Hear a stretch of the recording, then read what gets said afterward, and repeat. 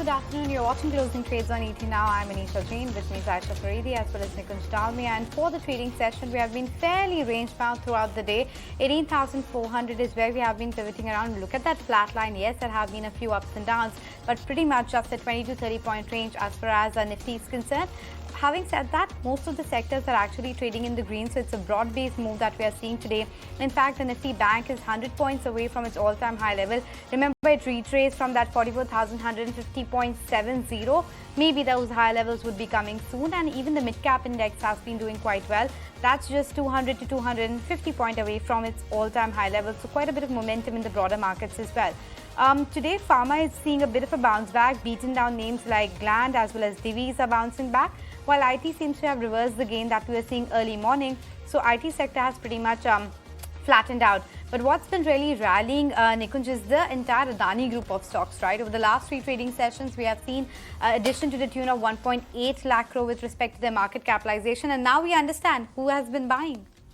Yeah, I mean, the old buyer is back, and this time he's buying it irrespective of what the price action right now is. So, look, when a big buyer is in the town, and when a group of stocks which have been broken down because of various factors, psychological, sentimental, business readjustment, then little bit of buying actually could cause a short selling stampede. So yesterday what we saw a clear combination of fresh buying and short selling, and today I think again the same combination really seems to be working. Now mathematically, when Adani group of stocks have stabilized, that automatically means that one more concern in the market which had hit the market mood and the sentiment immediately after the budget, which was what will happen to Adani group of stocks, what will happen to the lenders, what will happen to the banks, what will happen to all the companies which directly indirectly were associated with Adani group of stocks, what will happen there, what will happen to the capex cycle. All those factors for the moment have been put to rest. Adani group of companies, they've not defaulted on their debt. The promoter deleveraging is over. There is a big buyer in the market now, and looks like they are on course to go ahead with their fundraising activity which they've announced. So net, it's good news. It's great news. It also means that one more concern in the market, which was more like a hot spot for us, that has got addressed. Yeah, absolutely. It's been staggering, the kind of market cap addition that the Adani group of stocks has seen in just the last three trading sessions, and I guess counting more. My colleague Ajay Sharma just reported that GQG actually has been buyers in the current decline in the market. And Nikunj, you spoke with Rajiv Jain as well, right, when the entire fiasco actually broke back in February. And they said that they find merit and value in the stocks even at that point. Yeah, look, you have to understand that when you're asking that how do you value a stock, you have to define the time frame of the buyer. Rajiv Jain is a classic long-only guy. He loves to buy bad news, and he loves to perhaps, treasure hunt from the rubble, because that's where a fund of his size will always find deep value. You've admired, I've known him for almost 15, 16 years now. And earlier he was with Wantable. That's the time he was buying into Asian Paints, and he was buying into ITC. That's the time nobody wanted to buy into consumer names. Then he was buying famously Sun Pharma a couple of years ago. You remember when this entire real estate controversy broke out, the stock had fallen 40-50%. And now he's buying Adani group of stocks. He bought into State Bank of India, a couple of quarters ago. He's a classic contrarian who likes to believe that, look, I'm here for the long haul. And in the long haul, a lot of short-term, noise, lot of technical pressures that gets adjusted. What is his big bet? His big bet is that Indian infrastructure sector, which up until now was a very regulated sector, is opening up now. Whether the progress on roads, progress on ports. If you're buying Adani group of companies, you're essentially buying a company which has a combination of long cycle businesses, where you are investing the hard way, but you end up creating a lot of assets, whether it is port, whether it is airports, whether it is green hydrogen, or whether it is in the whether they're in the business of transmission. Now, these are businesses which you have to buy when they are available cheap. But if you stay with some of these businesses, provided that the regulatory environment is good and the underlying growth of the economy is strong, these businesses may really flourish because they end up creating a lot of wealth as the asset price appreciates. And that's the bet, I think, which he's taken on this entire group, I think. In fact, talking about the Adani group, it's an ET Now exclusive. Sources are telling us that it's actually GQG which has been buyer in the Adani group of stocks in the past couple of trading sessions. Let me in fact take it across to my colleague Ajay Sharma and get in more exclusive info. GQG Partners, the $92 billion fund, which had in March deployed close to $1.8 billion in 4 Adani Group stocks, have been buying the stocks additional in the last couple of days. We understand that around $250 million worth of additional purchases have been made in these Adani Group stocks by Rajiv Jain of GQG Partners, and we understand that institutional sales guys and bankers also tell us that he is also very keen to participate in future fundraisers as well. As we all know that around 21,000 crore worth of QIP or equity instruments is something which Adani Group is looking at to raise funds from additionally, and they've informed the exchanges around it.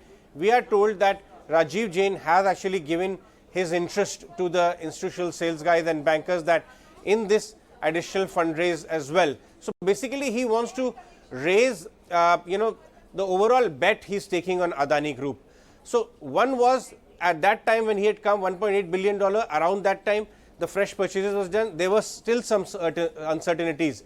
But after the Supreme Court verdict has come, a lot of overhang has been lifted, uncertainties have gone, and now it seems that this is the reason why he is keen to raise stakes. He calls them one of the best infrastructure assets in the country. In our previous interaction as well, when we spoke to him earlier, right after this big deal. But we are picking up from our sources that he may increase his bet on these 4-5 stocks quite meaningfully from open market as well as from the offering which are likely to happen from the company level. Okay, so clearly GQG Partners Rajiv Jain doubling down on his investment when it comes to Adani Group. But let's take the technical opinion as well. Nuresh, your view on the Adani Group of companies, is there any name that stands out as a good buy after the massive momentum that we are seeing on these counters? So I think it's now time to book profits in something like Adani Enterprises, and say overall in the other names also the risk reward is no more great. One would like to say take a punt in the smaller names, but they will be on the circuit for 5%. Say the only bet which looked interesting was Ambuja Cements at 430, 440. There's not much left on the table. The stock started falling below 480, and say from here on the risk reward is not great. So actually the case is to book profits in Adani Enterprises, and even in the rest of the names, look out for booking profit in the bounce going forward rather than taking a fresh trade. View on the Adani Group of stocks, but Kunal, what's your view on Bank Nifty? It eluded those all-time high levels earlier when it just went to 44,151.70 and came back. Are we likely to see the all-time high levels soon now? Yeah, I think hopefully in the next couple of days, I would believe that we could probably dash back towards the all-time high levels, and the rationale for that is because the likes of ICICI Bank has come back towards an all-time high levels. You're seeing strength coming back into the likes of SBI, PSU banking names like Bank of Baroda, etc. Canara Bank have also started to show signs of momentum. The selling seems to have stopped in the PSU banking or the mid-tier PSU banks, Bank of India, J&K Bank, etc. So the large cap private sector banks doing well. PSU banking stocks also shaping up quite well. And I think that could be one of the major reasons why I would probably expect the Bank Nifty to scale past about the previous highs. And also I think the more important part is that generally when we head towards the monthly expiry, we tend to see option writing, and that typically happens at the round strikes. Say for example 44,000, 43,500, these are round strikes for the indices. And once we scale past maybe 100 points, 150 points closer to the expiry day, as close we are to the expiry day, the higher is the probability that we may start to see a short covering. So I believe that in the next couple of days, because of the fact that most of the large cap private sector banks are making a new high, we could also dash back towards an all-time high on the Bank Nifty. Okay, that's the take coming in on the Bank Nifty. Right now, it's really all about the Adani group of names. Adani Enterprises is now scaled up 16% in the futures. Delta Corp, by the way, also has shot up about 6%. MCX, after its earnings, which came by yesterday post-market hours, 5.5% dash there. Divi's Lab, Bandhan Bank, these are all names which are scaling up very nicely. ITC2 propping up. There's BPCL after its numbers, Bajaj Finance holding fort. And then, of course, IndusInd Bank, Tata Motors, iShares and SBI as well are holding out part of the green group. But Kunal, since we're on the subject of the Adani group of names, any trade that you see? Well, Ambuja Cement is something which looks attractive. In fact, the two names which you've been recommending consistently is Ambuja Cement as well as Adani Ports. Both the charts are a lot more consistent for themselves. So even if Adani Ports has sold off from the intraday highs, but the fact that the stock is trying to establish a trading range 770, 755 for Adani Ports, 770 was the intraday high, approximately 745 is where the stock is trading right now. So it's trying to settle into the trading range for itself. Ambuja Cement is more attractive both in terms of whether it's on the spot levels or whether it's in terms of options trade. I think the 420 call for Ambuja Cement, which was almost at 45 rupees, I think hit a high of 22, 23 today and has now cooled off back to that 910 level. So I think whether it's in terms of options or in terms of spot levels, these are the two names which I would bet upon. Okay, in the meantime, let's also address some of the stocks which are reacting to news. So earnings reaction could be seen on Capri Global. We had a word with the management who said that NIM should rise above the 11% mark and the fact that they do not need capital for the next 4 to 5 years. HEG is also seeing a bit of a drubbing in the trading session, and that's because the net profit has slipped by 23% and it now stands at sub 100 crores. Borosil as well, when the operating margins have declined by 290 basis points, is down about 9%. MCX, on the other hand, is rallying. It's up 5% after the company said that they're hopeful of software transition by Q1 of this year itself. So that stock higher by 5%. And then Route Mobile, when we spoke with the management, they said that from Q3 onwards, we'll see a big recovery. In fact, a drastic growth in their words in the cash flow, and 20% revenue guidance for them, they believe, is reasonable as well as conservative. So these are the counters which are buzzing around in the trading session. But on that note, we'll step into a very short break. Don't go anywhere. Lots stand up when we come back.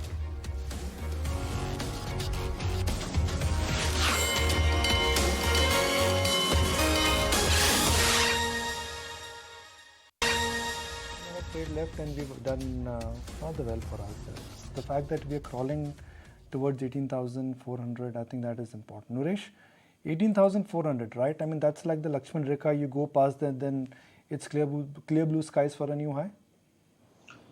So overall, yes. Till the time we are making the step-by-step move, we took a pause at 17,400, 17,800, now at 18,200, 400. Now, essentially, the next leg should be above 18,800.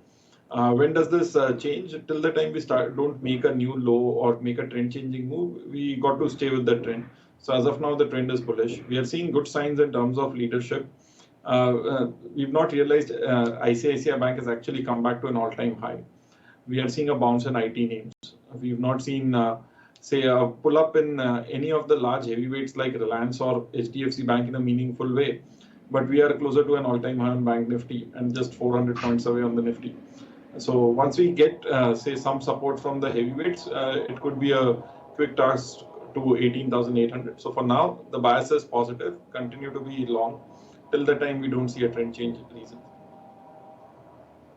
Okay, so that's the take as far as the Nifty and the market setup is concerned. But let's welcome on board KR Senthilnathan as well. He's a Director Investments at NAFA Asset Managers. Hi, thank you so much for making time and speaking with us. I was just going through your top holdings and I see a lot of these building material kind of names, whether it's KEI Industries, Polycab, Green Panel, Serra Sanitary Ware, etc. Talk to us about what's your rationale here and what kind of upside do you see? Thank you for having me today, Noon. First of all, as per the SEBI regulation, like the stock discussed will be maybe in our client's portfolio.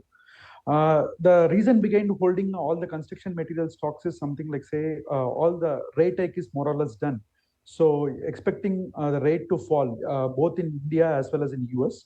And when the rate fall happens, these construction material stocks and banking and all the real estate stocks and real estate related stocks will continue to do well. And if you have to go by the past history, and that has done well, and that's why we are holding all these stocks. So Green Panel Industry is one of our top holding, mainly related to, they are mainly into MDF manufacturing and mainly related to real estate business. And once the real estate aids, Green Panel Industries and the MDF usage will continue to go up, and hence the earnings may go up. And these are all the reasons behind holding the Green Panel Industries. And with respect to KEI Industries, KEI is predominantly into cable manufacturing. They are both into B2B as well as B2C manufacturing. So in the B2C, they are slowly gaining their market share, whereas in the B2B already they are established. And in the both the segments, they are able to maintain the growth, and the margin has been consistent, and hence the free cash flow. And using the free cash flow, they will be able to repay the debt as well. So all these things have given the re-rating of the stock, and these are all the reasons behind holding the stocks. That's the thesis behind all of these names. When it comes to financials, you did talk about the fact how they are also likely to benefit in this cycle, but I only see ICICI Bank as your top pick. Why is that? And are there any other financials that you would want to add or you're looking at this point of time? So ICICI Bank, I mean, like when compared to the market leader, obviously they are going much faster than the market leader. They have grown, even the last quarter also, they have grown at close to 28% vis-a-vis HDFC Bank of 20%. And hence, I mean, like the premium which the leader used to command is being reduced. And today ICICI Bank and HDFC Bank are more or less at a same premium or same level of valuation. And that's why we are holding ICICI Bank. Normally, what we have seen in the past cycle is like during the rate hike cycle, banks used to, I mean, like perform well. And during the rate down cycle, both banks and NBFCs used to perform well, and NBFCs normally used to perform more than the banks. Given today's scenario, already all the banks have run up, and NBFCs are for a due.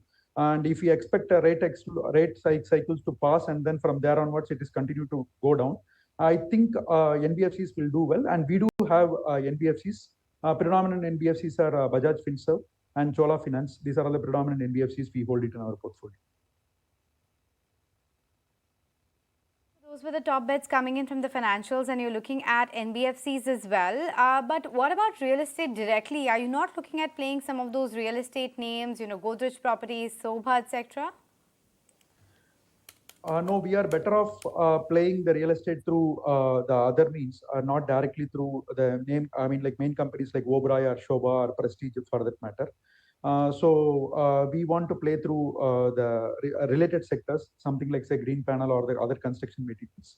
So, and that's the thought process behind us, because we have seen those are all the, I mean, like the margins may not be sustainable or margins may not be consistent in those sectors. Whereas here, when we play through green play or green panel, which is a real estate aided sectors, and margin has been, I mean, like comparatively consistent, and they will be able to make ROCE and free cash flow. And those are the thought process begin. Now, what is making a comeback? Good old Patanjali, owned by Baba Ramdev. That is the one which has made a comeback. Let's look at the intraday graph of Patanjali. And this is one stock which frankly is way below its 52-week low. Way below its 52-week low. There's no GQG here. It went up in the, there's no one buying there. Actually, just, you know, there are concerns in the company, which is that what will happen to the promoter has to dilute their stake as per the SEBI shareholding norm, which they've not done. And I don't think they've got a relief on that, so that markets know that that extra promoter holding is going to be coming. In generally, whatever they had communicated when they did their FPO, which is that, you know, we'll have this percentage growth, we are going to be growing after we merging our food portfolio and other things. None of that has actually translated into reality. So look at that stock. You know, markets are very smart in recognizing that it's nowhere close to its 52-week high. The 52-week volumes. Barely any volumes. But today it's going higher. I mean, you know, my only concern today, if I look at the screen, is that there are a lot of stocks which you don't want them to go higher. They are the ones who are going higher. You know, for example, to some extent, Patanjali Food. I would also say even, you know, some of those penny stocks which have now started regaining momentum. And that's always a worry for me, Kunal, right? You look at the screen, the penny stocks, they've started doing carnival again.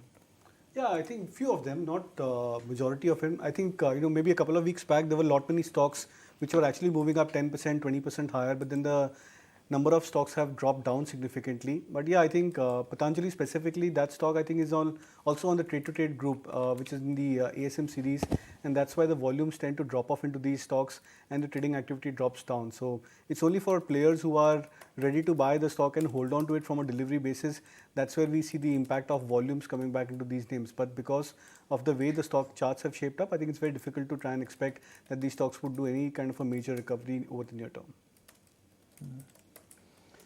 Senthil, when you are betting on this entire home improvement theme, what are you assuming would be the growth rate for this sector? So the growth rate for the sector, I mean, like we are expecting close to some 13 to 15% growth rate in that sector. Predominantly, that is what happened in the last quarter also.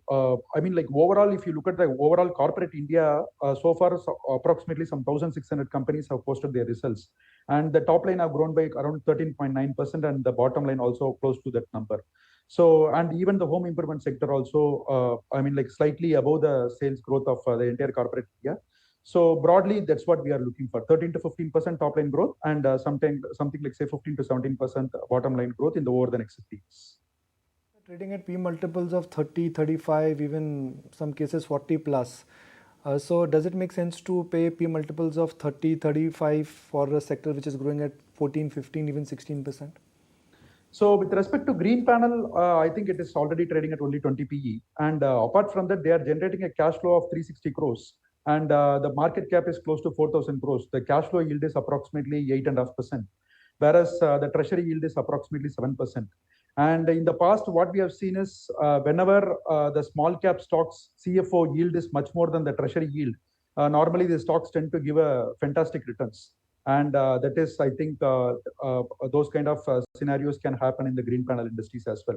Apart from that, as you said, like there are some other stocks in the home improvement sector which are trading at a higher multiple. So those things we have to, I mean, decide based on the stock to stock basis.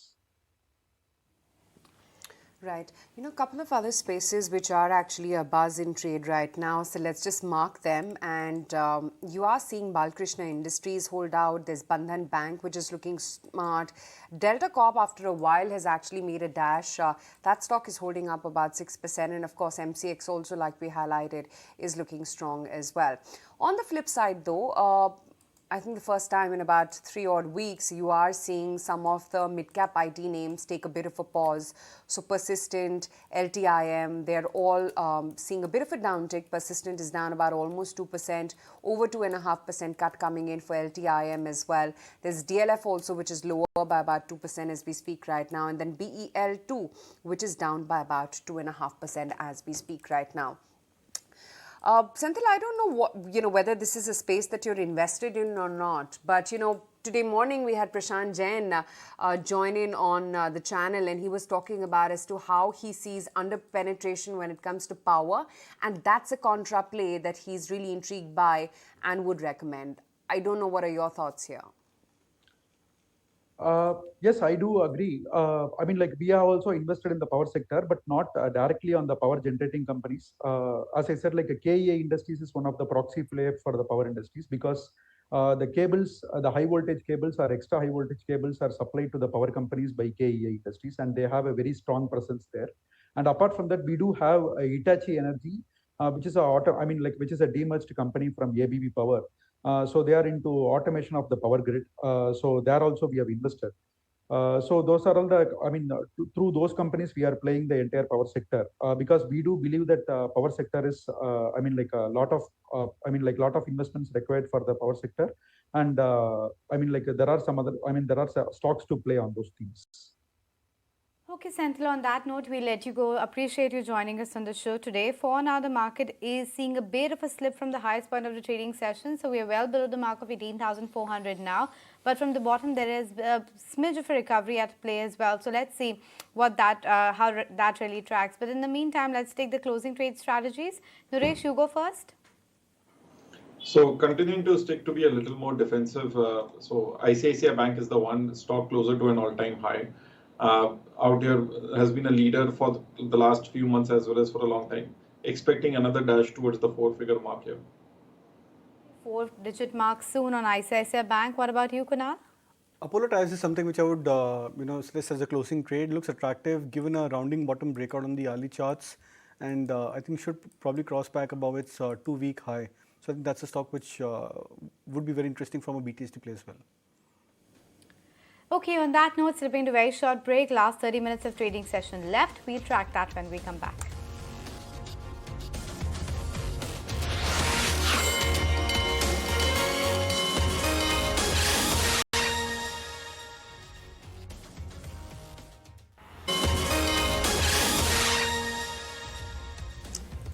Back with closing trades right here on ET. Now let's just mark a couple of losers as well, because you're not seeing any phenomenal strength within the broader end of the market. Yes, the market breadth is favouring the advances, but there are the fair share of losers as well. We were talking about some of the mid-cap IT names like a Persistent, LTIM down, there's BEL, there's DLF, there's L&T Finance as well, which is also in the week as we speak right now.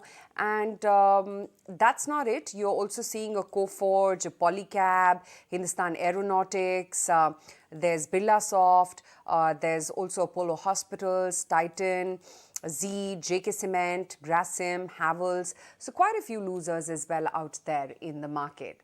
But the word from the two stalwarts, that's Prashant Jain as well as Sunil Singhania, that India will remain a shining star amid global uncertainty as well. Let me take it across to Somit, who's been reading both their views, and he joins in with the takeaways. Somit? Well, Prashant Jain and Sunil Singhania, both the market makers are confident that India is gaining importance globally, and as fund managers are shifting investments from China, India is one of their preferred and considered bet according to both of them. Now on valuations, they're also saying that the valuations at current juncture are looking reasonable.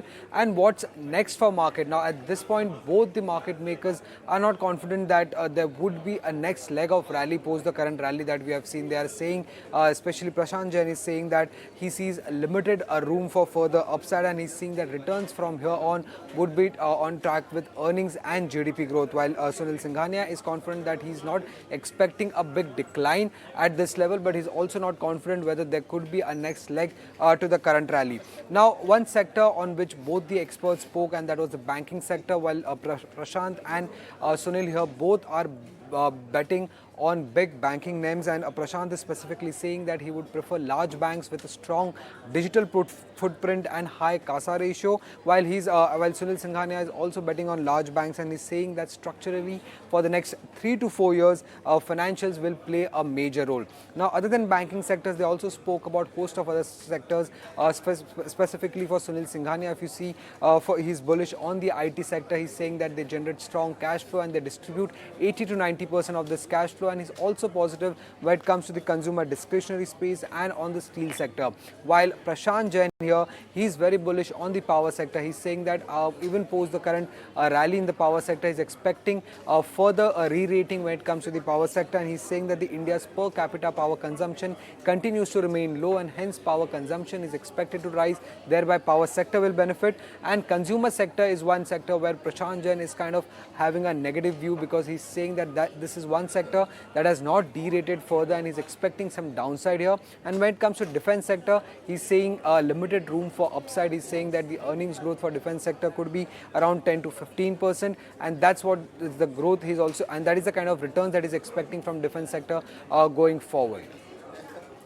So I think from an India perspective, whether you get opportunities to invest directly in EV plays or not, I don't know. But indirect benefit to the economy is going to be huge.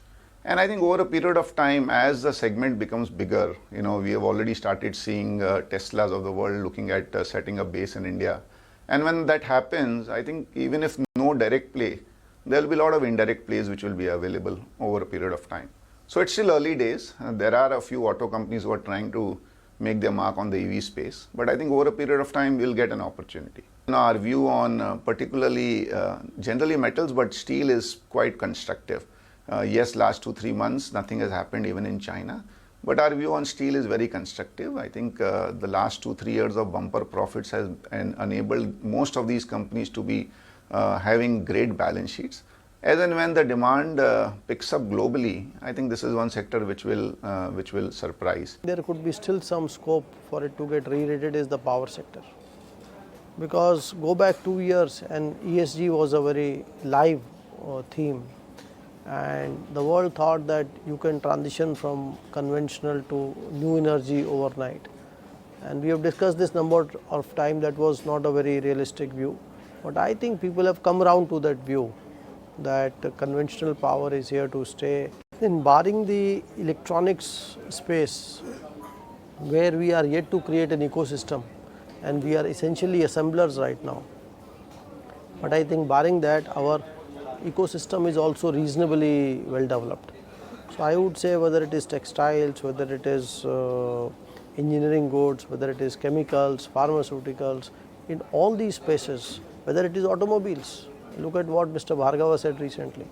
He said new plant dedicated towards exports. In two-wheelers, we have done extremely well.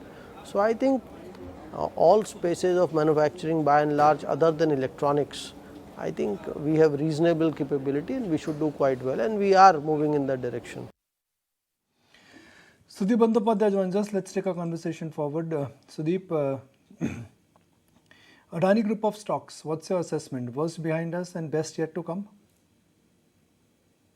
Well, Nikunj, I've been maintaining my view since even when this Hindenburg issue came up, that there are companies in the group which are fundamentally very strong, and leave aside the daily fluctuations or the buying, speculative buying or selling. I think these fundamentally strong companies aligned with Indian economy will continue to do well. I would like to highlight, the Adani ports, which has been talked about again and again, and I think I have spoken about it in your channel multiple times. I think, import and export is very closely aligned with a country's economy. Now, if assumption is Indian economy will continue to grow and we will become a $5 trillion economy, I think the port, and particularly Adani Port, which handles a significant part of India's imports and exports, will do well. So considering these facts, for a long-term investor, Adani Port does make tremendous sense. I will say the same thing for both Gujarat Ambuja as well as ACC. They are very well diversified cement companies, efficient, debottlenecking is happening. And considering the capital expenditure plan which the central government has outlined in the budget, current year's budget, I think the opportunity for growth through spending on infrastructure and other construction projects, both will benefit. Both will benefit. The last company I will mention is Adani Wilmar. I am bullish on this company. There are challenges in the short term with edible oil market being what it is, and they are one of the big players there. But the company can become an FMCG player, and I think they will be attempting to do that. For an aggressive investor, Adani Wilmar also for a long term is a good bet. Well, Adani Wilmar, it's just one of those businesses which went absolutely, the stock went crazy after the IPO. Then when the chaos happened, it came just downward spiral. Now it seems to be settled. The 5% limit's gone to 10. But Adani Port is where the casualty was the lowest and the upside has been the highest. And then it's Ambuja and ACC, where again, they've got a history and they're in cement, they were operating cash flows. So they were never punished also that hard to be very frank. Sudeep, which one will you buy then? Adani or Adani Wilmar or Ambuja, if you have to buy one? I think I like to play safe. I'll buy Ambuja. Okay. Nilesh, how are the charts looking for Ambuja? Do you think it could go back to levels of 500 easily?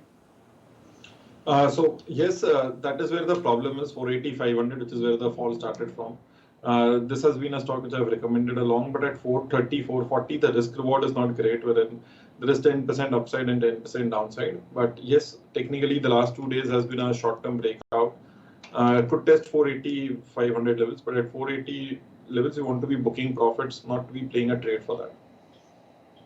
Yeah, let's also mark some of the stocks which are moving on high price volume action. Cera Sanitaryware has hit an all-time high today. It's been forming higher lows for 18 consecutive sessions. You also have Balkrishna Industries in focus, which has hit a 9-month high on an intraday basis. The volumes too at 3 times the 20-day average. Divi's Lab in the meantime has surpassed the 200-day moving average and the volumes at 2 times the 20-day average as well. In fact, talking about all of these buzzers, we have a dealer check also lined up for you, and we'll get our colleague Sharad joining us shortly for that. But ahead of that, Kunal, any of these names that you would want to recommend? Cera Sanitaryware, Balkrishna Industries, Divi's Lab?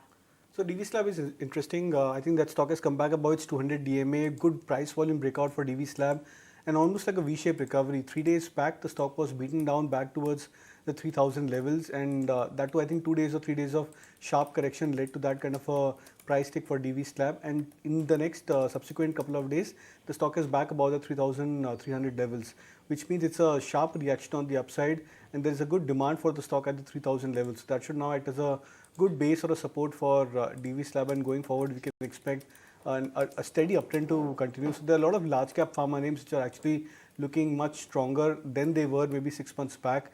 Balkrishna Industries is also another stock from the entire sector. The entire tire sector looks very interesting. Whether so, it's the likes of Apollo Tires, which is the first preference from the tire pack, which looks very attractive at 370 odd levels. JK Tire, after a mild correction, I think today the stock was making a comeback for itself. Balkrishna Industries has managed to come back, second or third consecutive day of uptick for Balkrishna Industries. So that's also looking attractive. But I would probably prefer Apollo Tires as a much more stronger bet from the tire pack. Okay, that's of course Balakrishna holding out very well. The intriguing rebound is actually in Aditya Birla Fashions, irrespective of the disappointing numbers and that one-time adjustment. That stock tanked yesterday, and today it's seeing actually a marked recovery coming in. It's back to those 195 odd levels. Sudeep, a tough choice between Trent and Aditya Birla Fashions, or you think Trent is still a clear winner, irrespective of the valuations it trades at? Well, I think, I will agree with that assessment of yours. I will go with Trent. Aditya Birla Fashion has been trying to do a lot of things, and that's the reason we see, displayed in the results. The top line has grown, but the margin is under significant pressure. They are trying to get into a whole lot of segments and areas which is leading to this margin loss. Whereas if you look at Trent, I think they have established the lower end segment as well, reasonably well. That also has led to some margin compromise as far as Trent is concerned. But I think they are in a much better position to pick up from here on. And yes, the valuation remains steep for Trent, but for a long-term investor, I think considering the India growth story, considering what they're doing with their lower priced model, I would still go with Trent.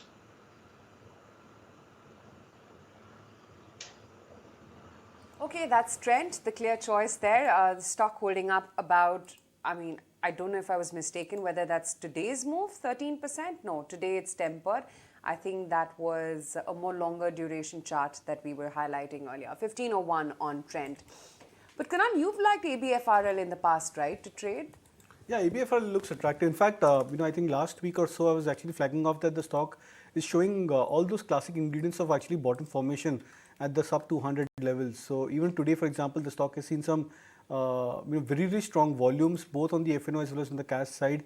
You look at the volumes in the last 7 or 8 days, 10 days to be precise, for ABFRL, and the average volumes over the last 10 days has been almost 3x to 4x the volumes over the last many months for the stock, which means that the fall for the stock, or the pace of fall, is arrested. The stock is seeing consistent demand sub the 200 levels, and I think it could just be a matter of time that the stock could see a sharp reversal on the upside.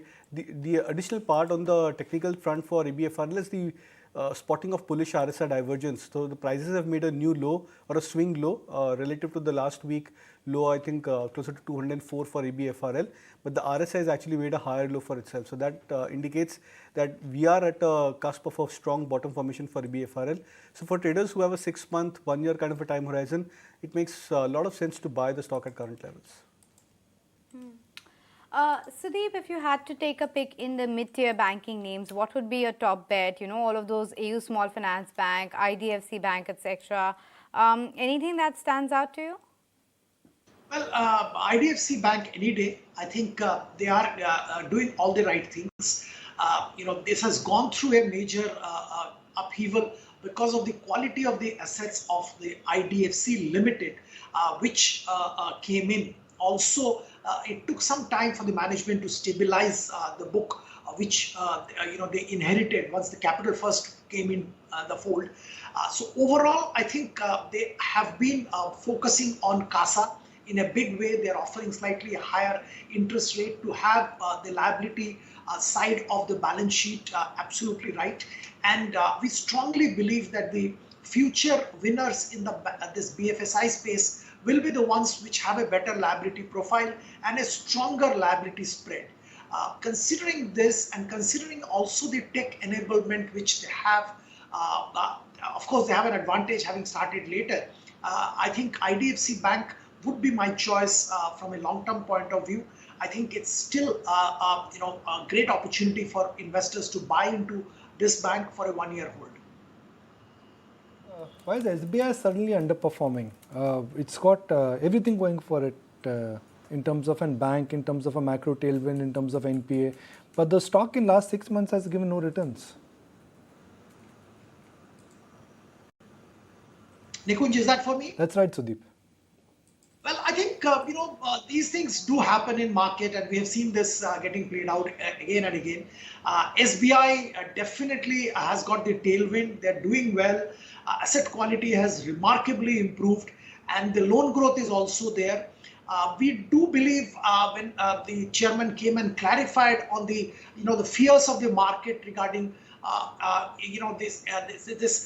the probable changes which RBI will bring in terms of estimated credit loss, ECL system of provisioning for bad loans. I think the chairman clarified that they are fully cognizant of that, and they should be good even if ECL comes, though it's a distant thing.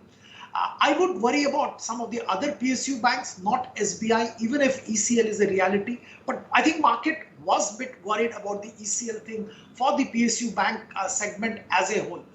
But as far as SBI is concerned, I think these lull period or the dips are an opportunity for investors to accumulate. There's fundamentally nothing wrong. They're doing the right things. Also, I must point out that there is significant value in the subsidiaries of SBI, which they will have an opportunity of unlocking periodically over the next 5-10 years. Sudeep, in the meantime, let's go across to Sharad. He's standing by to tell us what's the latest chatter like in the dealing room. Sharad.